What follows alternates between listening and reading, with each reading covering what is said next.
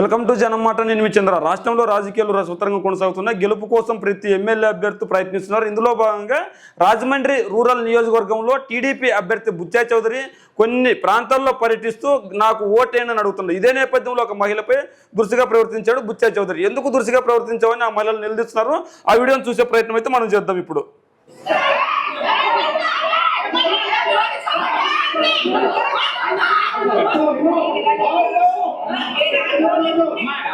ఇగో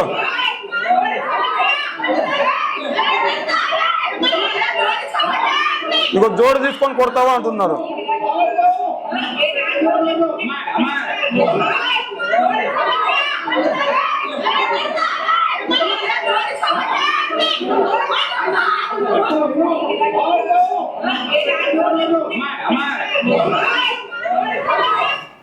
చూశారు కదా, బుచ్చా చౌదరి ప్రచార సభలో ఖచ్చితంగా ఓటు అడిగే సమయంలో ఇలాంటి సంఘటన చేసుకుంది. మహిళల దగ్గరికి వెళ్ళి ఓట్లు అడిగేటప్పుడు మర్యాదగా మాట్లాడండి అన్నందుకు అమ్మాయి వీళ్ళు జోడుతో కొడతా అన్నట్లు మాట్లాడారు.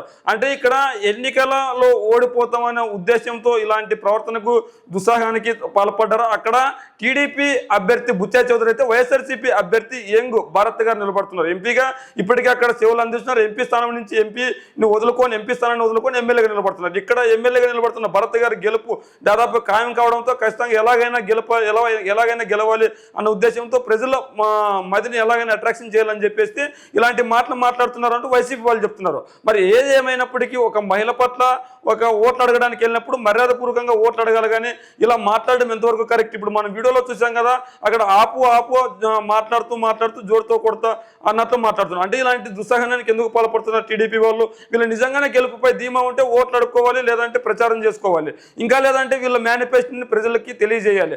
అలా కాకుండా గందరగోళానికి గురి చేయడం ఏ విధంగా బాగుంటుంది? అంటే ఇప్పుడు చంద్రబాబు నాయుడు గారు ఏమన్నారు, వాలంటీర్లు ఇంటికి వెళ్ళినప్పుడు మగవాళ్ళు లేనప్పుడు తలుపులు తడతారన్నారు. ఇప్పుడు మగవాళ్ళు లేనప్పుడు టీడీపీ వాళ్ళు ప్రచారానికి వెళ్తున్నప్పుడు ఇలాంటి మాటలు మాట్లాడుతారు చంద్రబాబు నాయుడు గారు.